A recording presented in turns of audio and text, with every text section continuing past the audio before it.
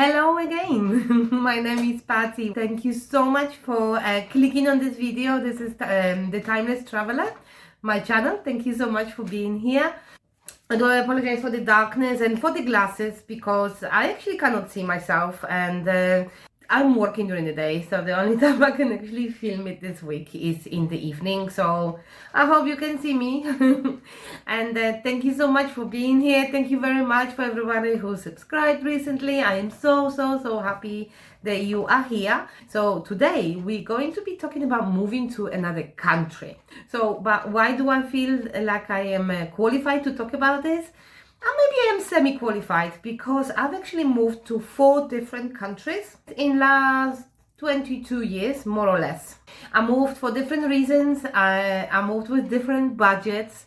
Once I moved without having much money and without having job. The other times I moved with the job or with maybe a little bit more money. And although it is very different for everybody depending on where you are from, where you're going to, what are your expectations, what passport you have, but some things are quite universal.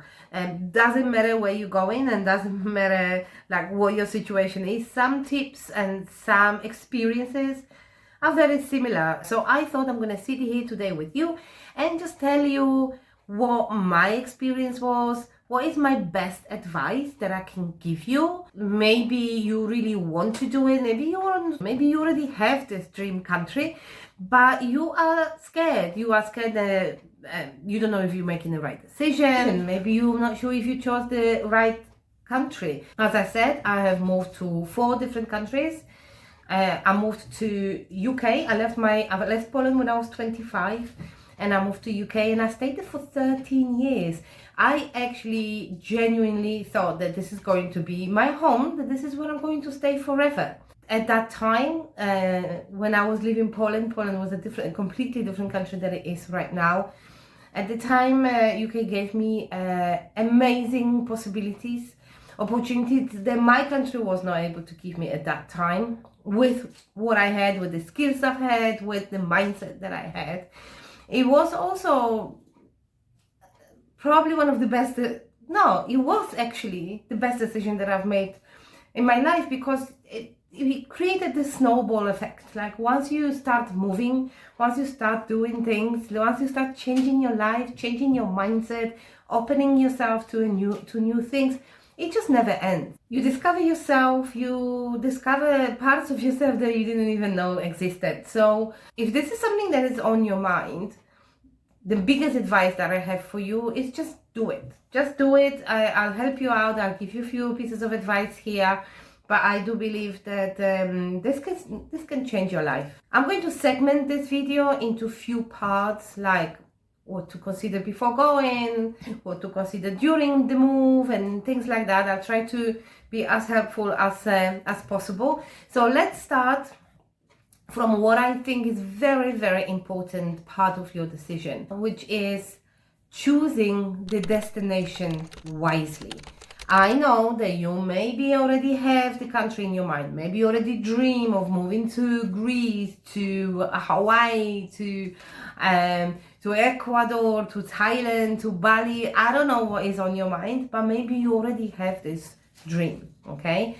It's very important to be realistic here, because going somewhere on a vacation with quite a lot of money and just enjoying yourself is a completely different thing than actually living there and being part of the community and dealing with the day-to-day issues. One thing, this video is for people that maybe going with not that much money, maybe want to go and find a job in the new place.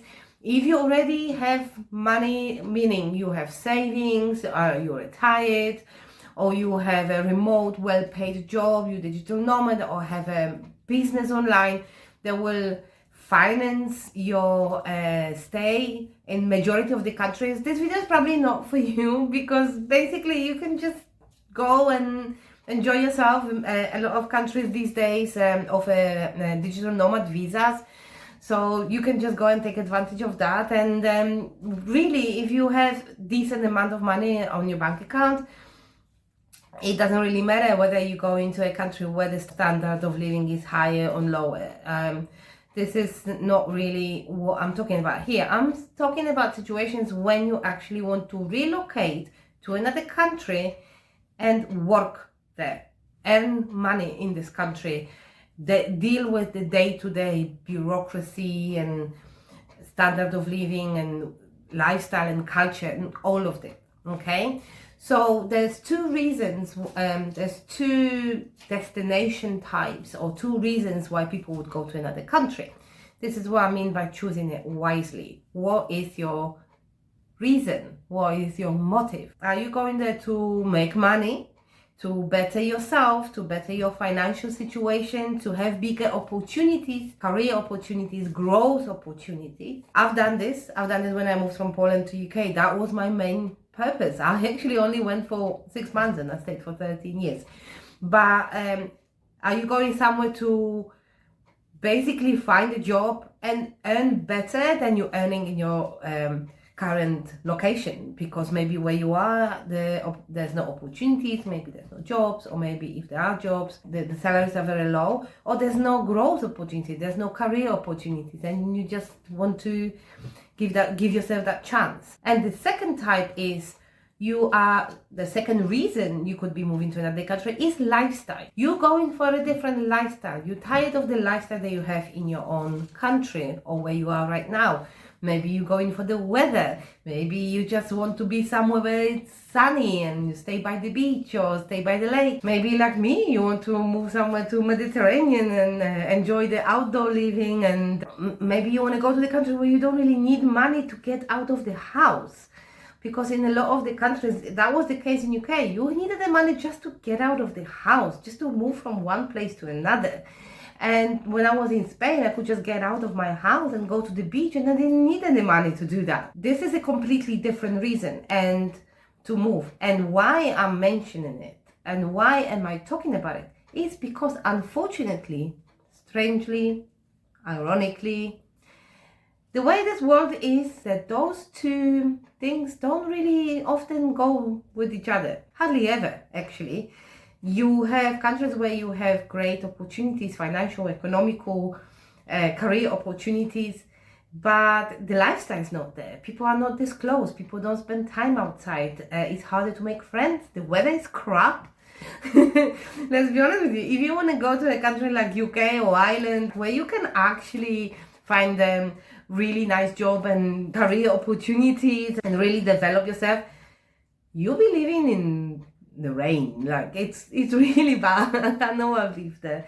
And then if you go to places like where I am right now, like Greece or where I was in Spain, the wages are not very good, and very often the jobs for English speakers, let's say, or people with another language than the local one, are also very limited. So if you want to go for the sunshine or for the lifestyle, just for change of the life that you have right now, and you want to sacrifice the maybe financial gains, you have to be prepared that your life will change as well. Throughout my time in England, I was making a career. I thought that this is going to be what I'm going to do. I had decent wages that I could actually do something with it, and I could really, in England, you can become whoever you want to be. I was working, and I actually enrolled to college, and I wanted to have a complete change of a career, but I just couldn't do with the weather. I just couldn't do it, and I felt like I'm always spending time indoors or under the ground, and I was just ready to go. And that was almost the end of my prosperity, but I would not go back. I would not go back. There are maybe some countries where you can, combine this a little bit. Like Malta could be a good place, but in Malta you really need to get a good job with good money because Malta is expensive. But basically you need to make this decision. What is your reason, okay? You don't want to move your whole life upside down, leave everything behind and go to another country just to realize that you made a mistake, that you cannot stand that weather, or that you cannot find the job that you want to do, or that you're not earning as much as you thought you would. be careful here and make a right decision. Okay, so that one out of the way. Let's talk about things that you need to do or consider before you leave. And that one is going to be unusual. I'm not sure if you heard it from anybody else. You've chosen your country, you know you want to go there. Now, find out all the bad things about the country. Find out what actual expats are complaining about. See if those maybe are deal breakers for you, because you will see all the amazing things about the country. Let's say you want to go to Cyprus. I'm just going to make up the country that I've never actually been to. I've never been to Cyprus, although I wanted to go. And yes, you go on YouTube, you read all the blog posts, you watch, I don't know what you want to watch, and everything looks beautiful. The beaches are beautiful, you have a Mediterranean lifestyle, Greek food, because Cyprus is very similar to Greece. You see people living outside, enjoying the great weather. Yes, it's amazing. But what do you know about living in there? What do you know about like all the things that people really complain about? People that are already there. How is the infrastructure? If you go with kids, how are the schools? How is the education? What is the bureaucracy like? What are the wages? What is the job opportunity? How about the houses? Are the houses nice? Are the houses expensive? Are the houses cold? Maybe a lot of them have mold. It's very often the case in Mediterranean countries because the winter is short but very, very wet, and the houses are not made for this kind of weather. You want to know these things. The best way to find out is to go on any expat forums. Trust me, the people that know how to complain the most are the expats in the country on Facebook forums, especially those ones. Those are the worst. But you can also try places like Quora or Reddit. But trust me, the worst things about the country that I'm moving to, I always find out from the expats that already live there. They will find 100 reasons for you not to go there. And doesn't matter how amazing the place is, trust me, they will tell you 100 reasons why you should not go there.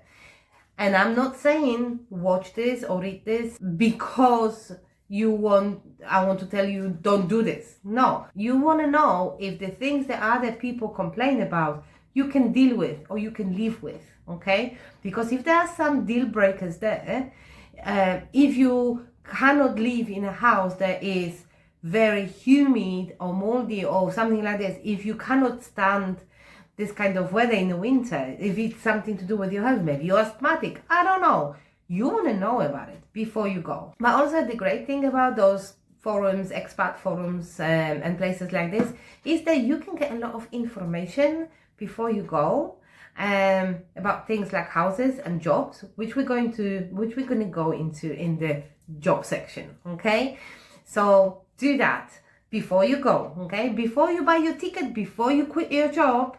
Okay, before you just put yourself on that plane, make sure you know about all the bad things about the place that you're going to. Now, the biggest advice, my personal advice about what to do before you move to another country.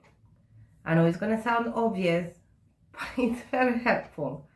Find a job in this country. There are 100 ways you can maybe look for a job, find out if there is even a chance of you getting a job, maybe because of the visa or language spoken or anything like that. There are ways now you can apply for jobs in this country while you're still in your country, or at least if maybe, because in some places they actually want you to be there already. Find out what are the jobs, what are the possibilities. Okay, I'll give you an example. While I was looking for the job in the Mediterranean, I actually considered Cyprus. I was thinking Cyprus could be a nice place to go to. It's also Mediterranean. I haven't been there yet. I knew that there's a lot of people speaking English there. So, but before I made the move, I actually made a research. What is the chance of a person that doesn't speak Greek to find the job in Cyprus? Because I don't speak Greek and I'm now in Greece and I say 5 words and I don't know how much more I'm going to learn because the language is really hard. So what I did, I went on LinkedIn, I looked for the jobs in English, and I've found out that there's actually quite a few customer care customer services jobs with English that you could find in Cyprus. However, I've noticed also that a lot of them wanted you to already be there. So I was thinking, okay, so if I want to apply for this kind of jobs, for example, it's better I'm already there. And because I knew that I'm not going to have a massive budget to stay there, for example, for 6 months and look for a job, I thought that in the meantime I might find a job in hospitality, which I've done for many, many years. I know I'm not the youngest, but I can still carry the tray, I can still pour the drink, I can do anything, you know what I mean? I was even thinking I can work in the kitchen. I really don't care to start with. When you move to another country, you very often start from the beginning, and you have to be prepared for that as well. So what did I do? I went on expat in Cyprus. I started posting there, seeing what people are posting, started asking questions, and suddenly I was asking questions about working in hospitality, like in restaurants in Cyprus, if you don't speak any Greek, if that's even a thing. And they say, yes, there's certain places where they don't care because they only get tourists, basically. So you don't need to speak Greek. So you don't need to speak Greek at all.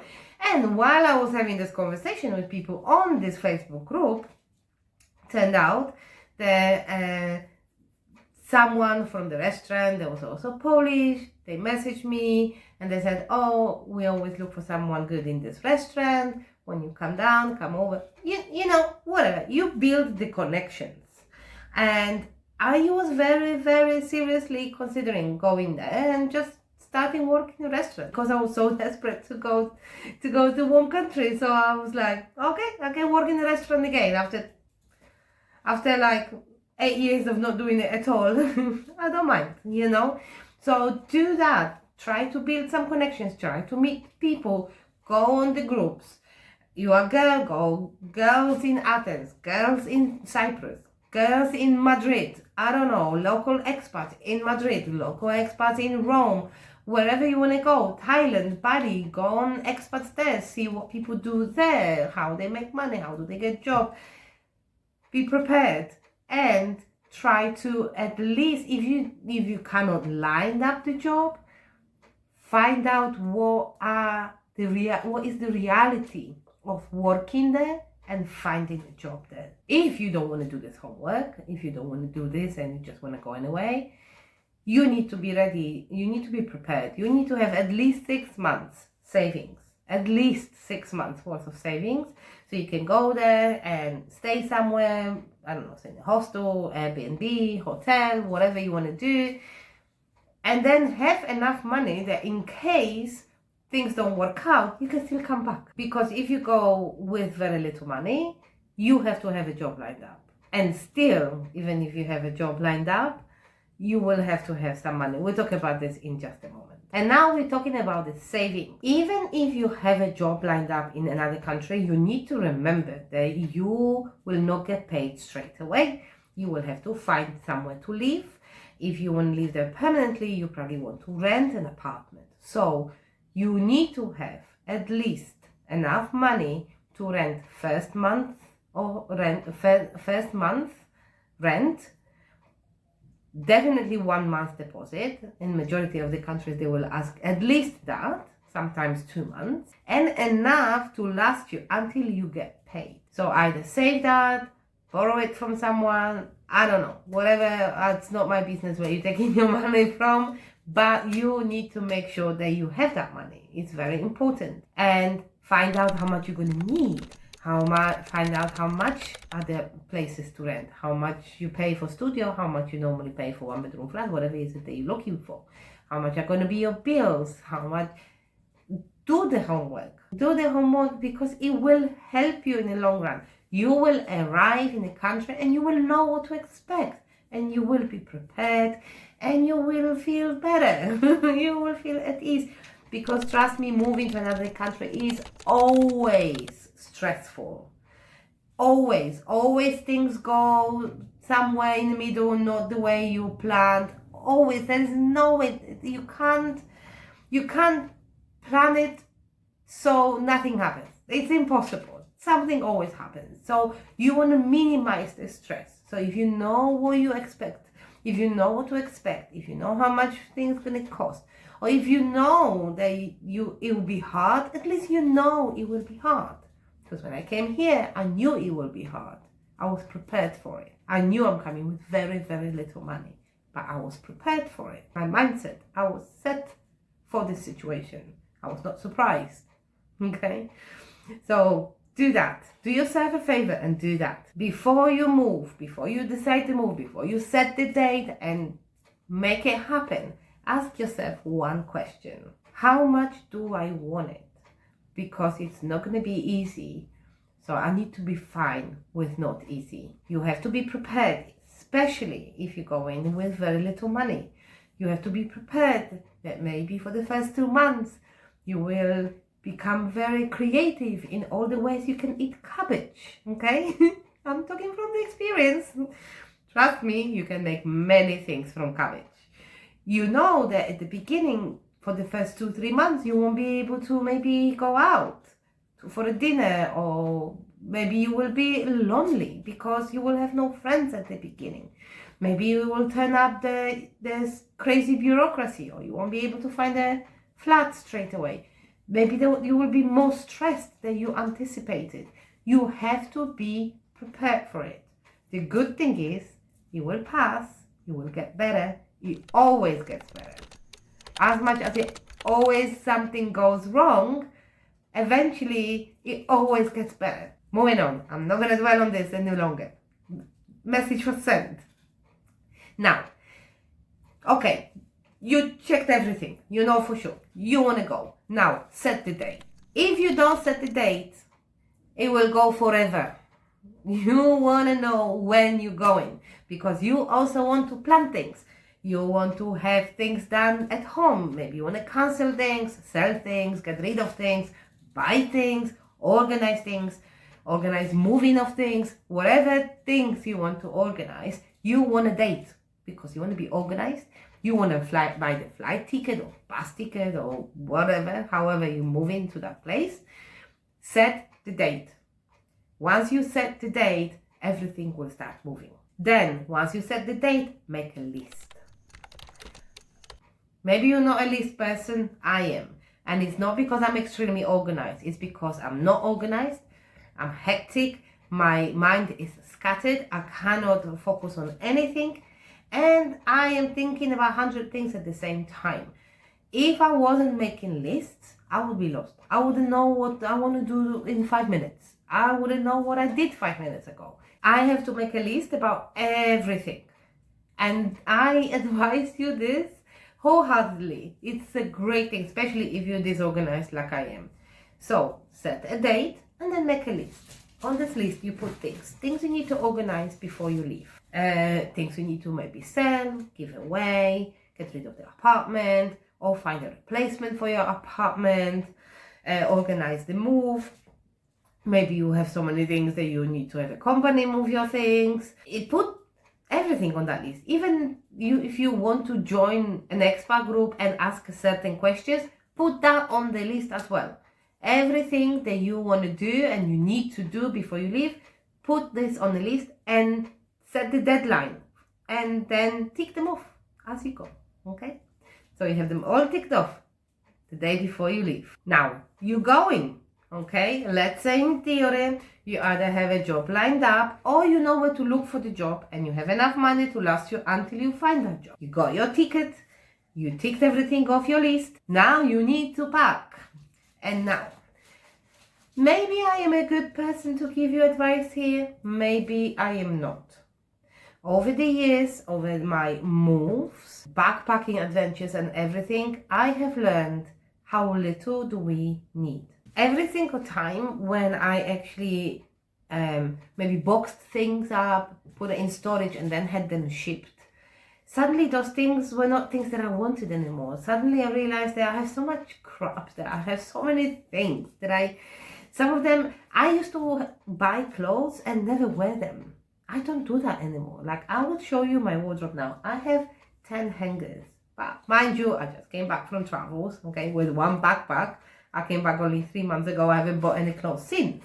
we don't need that many things. And moving to another country, or even moving anywhere, moving to another house, to another city, to any other location, is an amazing opportunity to look through your things and see how much do you actually need these things. Do you want to pay a fortune to keep things stored or to have things shipped to another country? Or do you want to live just with 3 big bags and start at everything from the beginning?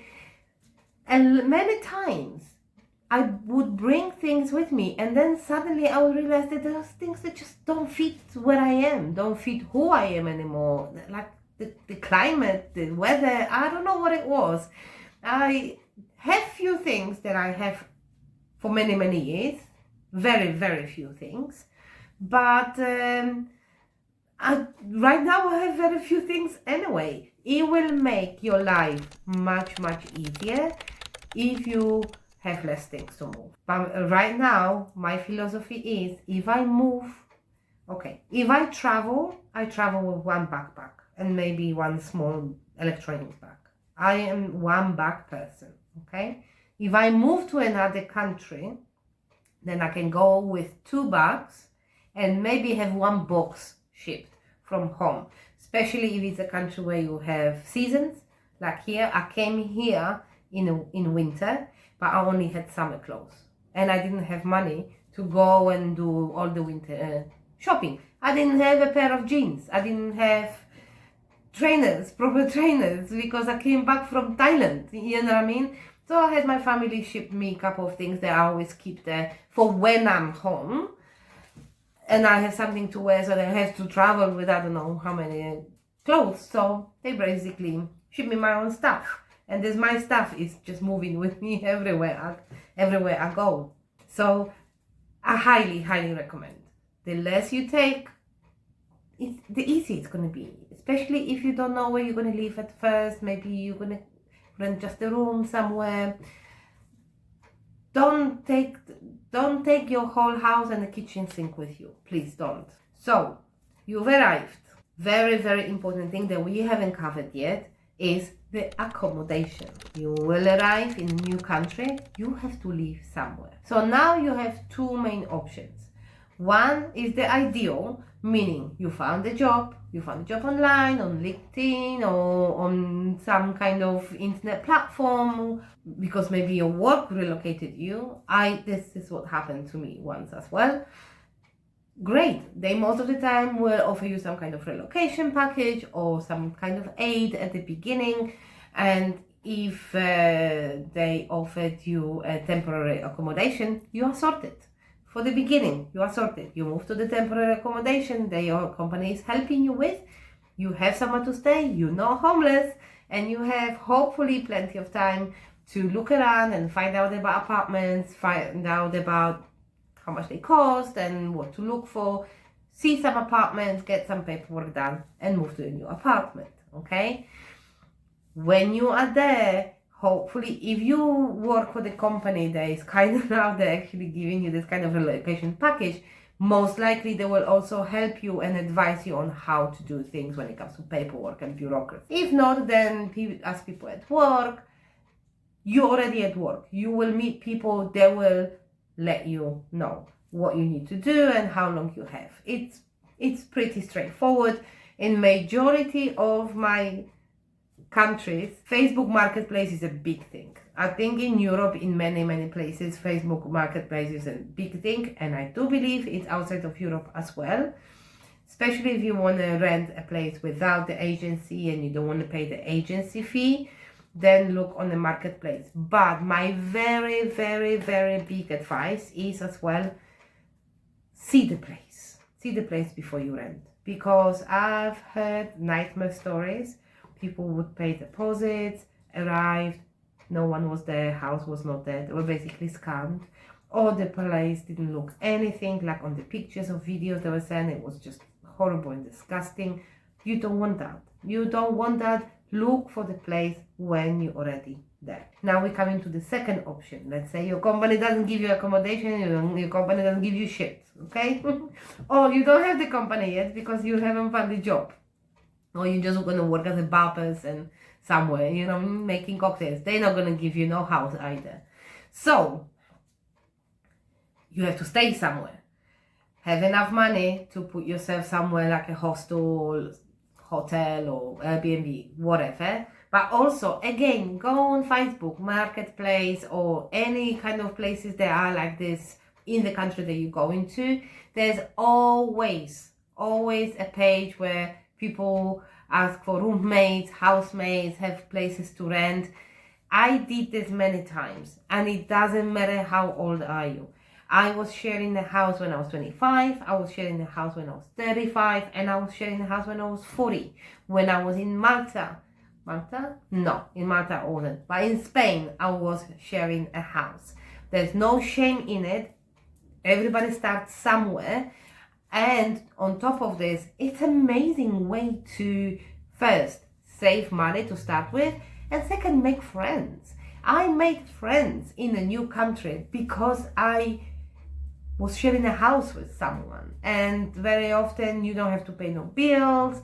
Like here in Greece, for example, you can rent a room for 300 or 350 euros. You can definitely do it for 300. You pay no bills. You move into the house that is already done. Yes, you will have to share the bathroom or the kitchen, but you will have your own room, often with a lock and stuff like that. And you are not lonely. A lot of people are worried about loneliness when they move to another country. So you kill few birds with one stone. You save money, you have somewhere to stay, and you make friends. And you never know, you never know. You might sometimes. I think once it happened to me that in a shared accommodation, I met someone, and then we rented a place, just the two of us, for example, because you don't want to share with maybe 3, 4, 5 people. I don't know how many. You know what I mean? It's a world of opportunities once you actually there. So don't be too hard on yourself if you only have enough money to rent a place with somebody else or share a house with somebody else. Do that, and then you will see. Maybe you like it, maybe you enjoy it, maybe you want to do it this way, or maybe saving money is more important than privacy for you. I came to the stage now where the privacy is important for me. I was very, very seriously considering doing that when I came to Greece.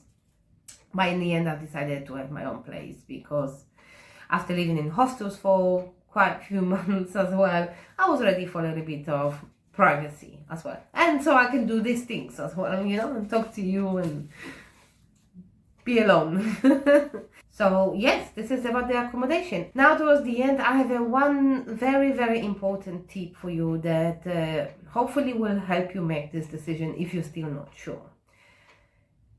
Nothing is forever, and you can always come back. There is no shame in changing your mind or realizing that this is not what you wanted. Okay, don't think that going somewhere and changing your life and moving everything upside down is non-reversible. Be sure to make it reversible. Don't burn all the bridges. Don't just walk out of your work, your job place, wherever you are right now, and just make everybody hate you. So if you come back, you will not be able to come back to the work. Maybe that's what you want. Maybe you hate it so much that you just don't care. You have to go sweeping the floor and do that. Been there, done that. But don't burn all the bridges. Be prepared that things might not go the way you've anticipated, and know that you can always go back. Make it so you can. Most of the times, if we live in our own countries, we do have families there. Hopefully you do as well, and there's always somewhere you can go back to. I did that 2 years ago. I came back home because I didn't find a job for the second time in Spain, so I came back home and I stayed on my mum's sofa for some time until I found my own place, and there's no shame in that as well. Obviously it's better if this doesn't happen, but sometimes it happens. So I stayed in Poland for a couple of years, and then I went traveling again. There's no shame in this. Ask yourself one question. I mean, I'm sure you've heard it many times. It's very, very cliche. But what would you regret more? Would you regret leaving everything behind and going and trying, even if everything would go really, really bad, and like, you know what I mean? You would say, oh, I wish I've never done it.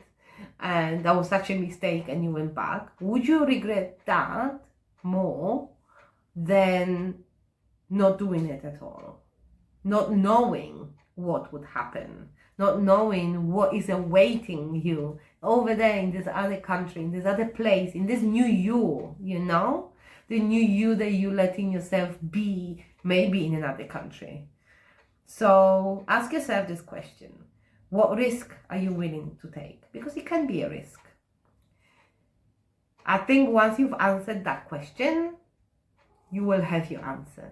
And in the meantime, I really, really hope that I've helped you, that anything that I said here was at least a little bit helpful. If you think that I haven't covered something and you would like me to add or cover anything else, leave the comment below. I'm happy to answer. Also, I have not covered anything regarding settling down in a place, like making friends and, you know, not feeling lonely, in general, settling down in another country, because that's a completely different topic. I could go on about it forever.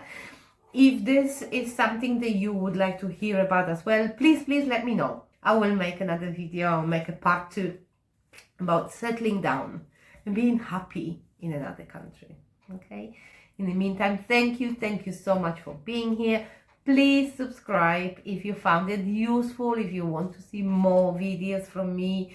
Also, if you enjoyed this video, give me a thumbs up. I am a new YouTuber, every little helps. So thank you.